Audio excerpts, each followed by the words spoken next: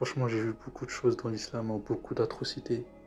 Mais franchement, la sourate que j'ai vue, je pense que c'est celle-là qui m'a le plus, au-delà de l'aspect où, enfin, de toute façon, ça dans toutes les religions, hein. Il y a des textes qui sont vraiment axés barbares et atroces. Mais au-delà de ça, c'est vraiment pour ça que je souligne sur cette sourate. C'est la sourate, c'est la sourate 83, versets 34 à 36. Et voilà, j'ai compris. Enfin, voilà pourquoi on dit, voilà, dans l'islam, hein, le paradis est à l'ombre des épées. Pas tous, enfin, voilà, à l'ombre des épées, hein. Les épées du martyr, voilà.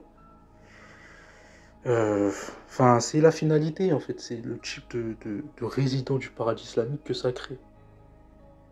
Avec l'alliance et le désaveu, tout ces, voilà. La haine de tout ce qui n'est pas musulman, qui n'est pas islamique. Voilà, c'est, en fait, cette sourate-là catalyse toutes ces notions de haine de l'autre religieuse. Vraiment, cette sourate, c'est le catalyseur de tout ce que j'ai vu comme atrocité. De quoi je le répète, hein, c'est la sourate 83, versets 34 à 36, qui dit: Aujourd'hui donc, ce sont ceux qui ont cru, qui rient des infidèles sur les divans. Ils regardent, est-ce que les infidèles ont eu la récompense de ce qu'ils faisaient? Interprétation du Coran, verset de la sourate 83, versets 34 à 36, le tafsir: le jour de la résurrection, ce sont les croyants qui riront des mécréants, tout comme ces derniers se moquaient des mécréants dans le bas monde. Installés sur des divans, ils regarderont les délices éternelles qu'Allah leur a réservées.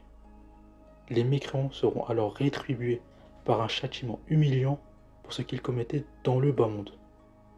Donc là, on voit, là c'est clairement, là c'est très clair, hein, le tafsir, il montre que, en fait, les gens du paradis, qui sont au-dessus des gens qui seront condamnés à l'enfer pour l'éternité, ils regarderont les gens de l'enfer brûler pour l'éternité et ils rigoleront. Allah, il a insufflé dans le cœur des musulmans qui seront au paradis la haine du non-musulman au point que, en voyant des gens se faire torturer pour l'éternité, ils regarderont ça comme un spectacle. Comme un putain de spectacle. C'est limite, ils ont le popcorn. Enfin, en fait, quand t'en viens à n'avoir aucune empathie, même que tu rigoles de gens qui sont torturés pour l'éternité, c'est dire à quel point le deuil a empoisonné, a noirci ton cœur de haine pure. Ah non, là, c'est de la haine pure. Quand on vient rigoler de quelqu'un qui se fait torturer, c'est que ton cœur, il est contaminé par la haine. Il est complètement gangréné par une haine. Et selon l'islam, ces gens-là seront au paradis. Ça veut dire que ça montre le machiavélisme, le sadisme, la haine, la cruauté, la tyrannie, le despotisme de ce Allah.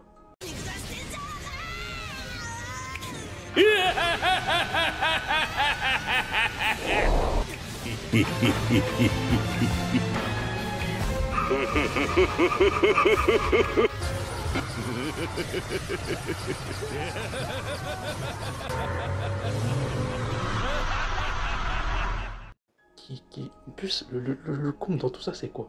C'est que c'est Allah qui a écrit le destin de toutes les créatures, des êtres vivants, 50 000 ans avant la création.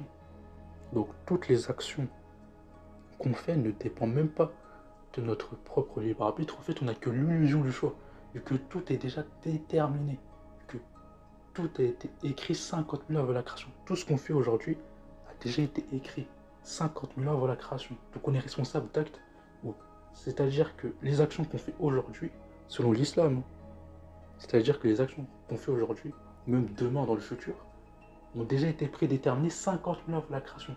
Donc en fait, à ce moment-là, on n'a pas le choix. En fait, on n'a pas de libre arbitre, on a l'illusion du choix.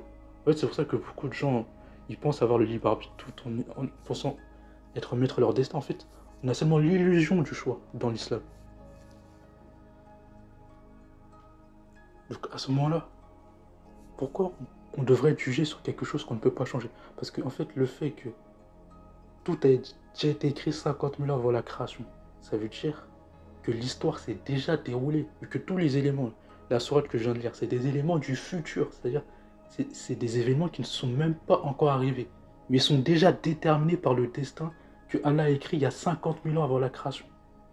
Donc nous ne sommes que des pantins du destin. Donc on est jugé sur quelque chose qu'on ne peut pas changer. Et ça, c'est le symbole même de l'injustice. Mais d'ailleurs, la sourate 32, verset 13 va complètement dans ce sens. Si nous avions voulu, nous aurions pu donner à chaque âme sa guidance. Mais il est déjà prédéterminé que je remplirai l'enfer de djinns et d'humains tous ensemble. Voilà.